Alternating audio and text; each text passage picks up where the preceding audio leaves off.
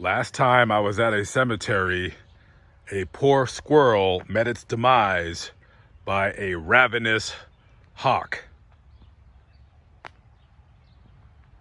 That was quite a sight, to say the least. And you would have seen it if you were following me on Facebook. But you don't. I go live on there sometimes. Fascinating graveyard today. Guys, we are at the Belton Cemetery here in Belton, Missouri, about 20 minutes outside of Kansas City. And today we are going to visit the grave of a legend, I guess you could say, a folk legend. And her name is Carrie Nation, this lovely lady right here. So why are we visiting her grave? You know, on this channel, everybody whose grave I visit has some kind of an interesting story, whether good or bad. And hers, well, it depends on what side of the aisle you are when it comes to the subject of prohibition. Let's get right into it. So Carrie was born November 25th, 1846 in Kentucky. Her father had a plantation. Her mother was kind of crazy. Maybe that's where she gets her craziness from.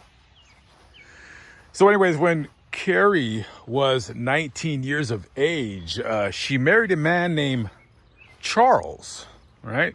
Charles. That was her first marriage. Dr. Charles. And, that was the first man she ever kissed. She really loved him. She fell head over heels in love with him. They got married. But like with a lot of relationships that women and men get into, you really don't know the person that you're dealing with. And little did she know at the time that poor Charles was a raging alcoholic. And, well, the ups and downs of being married to a man with a very, very severe drinking problem. The marriage only lasted 2 years because he drank himself to death.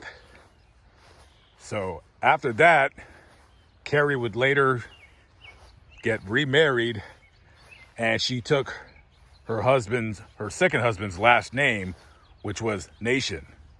Carrie A. Nation. So she never did forget about her first husband, her first love, and how alcohol had taken him away from her. She was really pissed off about that. Now, at that time in the late 1800s in Kansas, alcohol was illegal in all 105 counties out here, right? Prohibition hadn't technically started, but each state, each territory had its own, rules, laws, regulations, so forth and so on. So eventually her and her second husband, they settled down in a town not terribly far from Wichita. And, alcohol is illegal, but it's pretty much sold out in front of everybody, right? You can go get a drink. There's still saloons. There's still speakeasies, whatever you want to call it. Maybe the owners are, paying the sheriff a couple bucks just to kind of, just be quiet or whatever. So they're not enforcing the law. So one day, Carrie's bored, so she starts praying. She was a very religious woman. And she's praying, and she was like, Lord, please help me rid the world of this scourge called alcohol. And supposedly, God told her, go to Kiowa. Now, I don't know if he told her what to do in Kiowa, but he says, go to Kiowa. She's like, okay, we're going to go to Kiowa. So the next day, she starts looking for rocks on the ground, right? She's looking for rocks. She's looking for like pieces of brick, stone, whatever she can throw. And she's going to go on a mission to the first bar that she sees in her area. And she's going to do something about this scourge, this alcoholic scourge. So she loads up her horse and buggy with a bunch of bricks and rocks and things, and they're wrapped up in these kinds of paper so nobody would kind of see what she was going to do. She goes into this guy's bar, and she's got like all this stuff like in her skirt, like in her apron, and she goes to pick up a rock, and she tells the bartender, she says, "Get out of my way." And she starts like throwing the rocks. He's like, "What are you doing?" And she's like, "Look, I don't want to hurt you, but get out of my way." And she starts throwing rocks and bricks and at all like the alcohol. So she's like breaking everything. And the guy's like, "What the hell are you doing?" He calls the sheriff, and he arrives, and he's like, "What the hell are you doing?" And she's like, "Well, I'm ridding the world of the scourge known as alcohol." Now, here's the problem. Technically, alcohol is still illegal, and back in those days, women didn't really get arrested. I mean, if you killed somebody, that's one thing, but women, it was very taboo to arrest a woman. I mean, you had to really do something bad as a woman to get thrown in jail, like if you killed somebody or something like that. And even oftentimes, even if you kill somebody, you'd go to jail for a little bit, you'd get released, and whatever. So she didn't get arrested because technically the alcohol was illegal. So she does this a couple times where she's going into these bars and she just starts raining havoc. Now, here's where she messed up, because she wants to up the score. She's not making a big enough splash, according to her. So she goes to Wichita, and she goes to this very super fancy hotel called the Carrie Hotel. No relation to her, I'm assuming. And she does the whole thing. She goes in there, she starts throwing rocks, throwing bricks and all that stuff.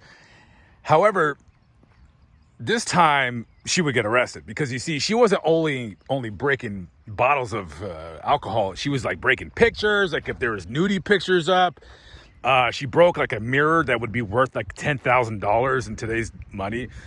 So when she broke that $10,000 mirror, then the sheriff, who got really, really angry with her, he arrests her, throws her in jail for I think she did about 2 weeks. And he was really pissed off at her because she did it. So he gave her this weird cell next to the crazy people, and he took out the bed. So she had to sleep on like a rock floor for a while. So she does her 2 weeks. She gets out, and she was like, "Man, wow, that sucked." But she still wants to keep breaking things. She's like, "Well, you know what? The Lord told me to do this. I'm doing the Lord's work." So instead of, doing the whole rocks and bricks thing, now she's like stepping up her game. And now she starts using this hatchet. So she starts going around to other bars, and she just take this hatchet and just start breaking things. She would just go on there. It got to the point where the bartenders and the bar owners, they would tell like the guys like, "Man, if you see this woman, man, just call the sheriff or try to stop her from doing this, because she's nuts. She's going around breaking things and whatever." And her movement to rid the country, or at least Kansas at the time, of alcohol started gaining popularity. And she became, she started getting written up in the newspaper, and she became so popular, she actually started making pretty good money by doing speaking engagements. And she would be selling like little souvenirs, like these little souvenir mini hatchets or whatever. So she kind of slowed down on breaking other people's property, the alcohol thing.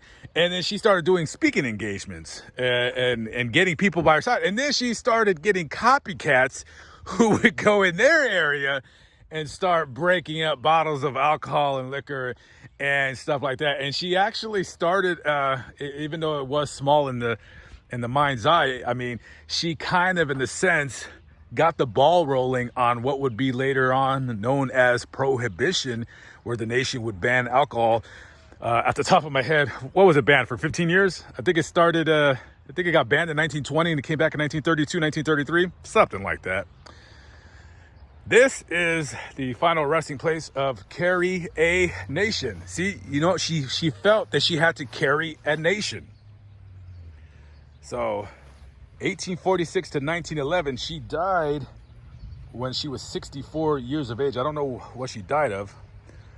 And it says, faithful to the cause of prohibition, she hath done what she could. Sadly, she wouldn't get to live to see the, prohibition. And if you notice her name right there, here, this is kind of a funny bit of history.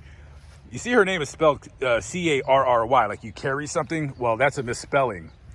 Her name was supposed to be spelled Carrie. That is how you normally spell Carrie back in those days. But her father misspelled the name in the Bible when they were, back in the old days when they would record a birth. It would be in a Bible, there was no birth certificate. They just wrote your birth in a Bible. He was probably drunk when that happened, so. So the drunk father misspells her name, and then the husband dies on her. What the hell? Anyways, rest in peace to Carrie Nation. Just an interesting story, and yeah, just a woman going around breaking things. What the heck? Why are you breaking things? Okay, guys, I'm out of here. I hope you enjoyed that quick video. Sometimes I feel like I go on and on. I go too long with these stories, so I don't know. But I guess you guys like some of my stories. I should just end the video, but maybe I just want to keep on talking. I don't know. What do you guys think about that story? This lady's like going around breaking booze and whatever. I'll say this. Alcohol has definitely caused a lot of deaths in this nation's history and all over the world. What if we did ban alcohol? How would that change society? Like, let's say we just banned, and no marijuana, no alcohol, no marijuana, well, you know what would happen? They'll just make it illegal, and then they'll just be underground bootleggers. There'll always be alcohol. You could never get rid of it, because technically you could easily make your own alcohol in your home and just sell it. So I don't know. Anyways, guys, I'm out of here. I got to go to Sprouts. They got the best tuna sandwiches ever, I think. Hopefully, if I can get to my vehicle and walk a little bit faster, I might be able to make it before they close. All right, guys. Catch up with you later. Have a good one. Peace out.